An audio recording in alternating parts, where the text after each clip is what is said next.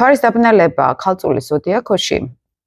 რომელიც დაღმავალ კარმულ კვანძს უერთდება, აქ მთვარე, ხო? ეს მნიშვნელოვანია, კარმული კვანძები ეს არის ის წერტილები, ფიქტიური წერტილები, რომელიც გვაჩვენებს რა მიმართულებით ან უნდა ვიაროთ, ან პირიქით უკვე უნდა შევამციროთ ცვლა, მაგრამ ბალანსი უნდა დავიცვათ. ეს არ ნიშნავს, რომ მხოლოდ ერთი მიმართულებით ცვლას, ეს ნიშნავს, რომ აი სადღაც შუა ბალანსი უნდა ვიპოვოთ. კარმული კვანძები იანვარში გადავიდა თევზები ქალწულის ღერძზე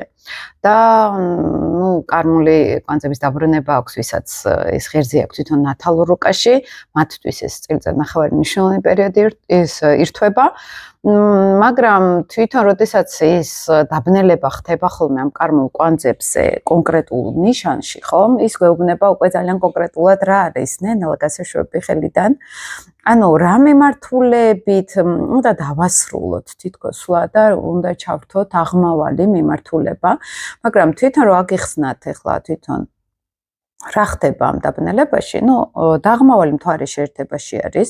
ზუსტი ოპოზიცია არის მზესთან, საერთოდ დაბნელება მაშინ ხდება, როცა მზე და მთვარე არის ოპოზიციაში ერთმანეთთან და კარმული კვანძები როცა არის შეერთებაში და სატურნი, ჩვენი ცოტა ისე დისციპლინის სიმკაცრის პლანეტა არის მზესთან შეერთებაში თევზებში.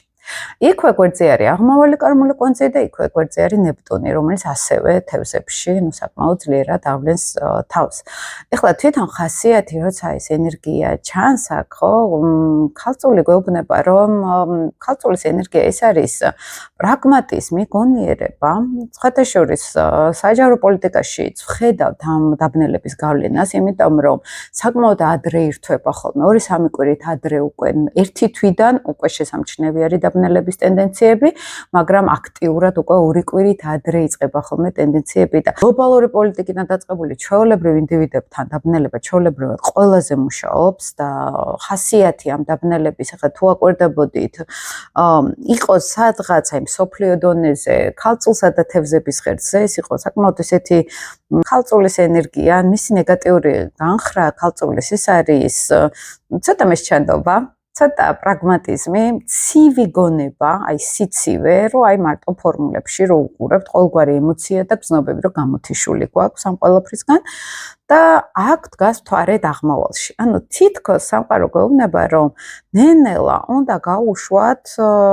შინაგანად ყველას ეხება ეს ცოტა მესჩანობა, ან ვიღაცასთან ეს საკითხი არ დგას, მაგრამ დგას ქალწულის ზედმეტი რაციონალიზმი, ზედმეტი პრაგმატიზმი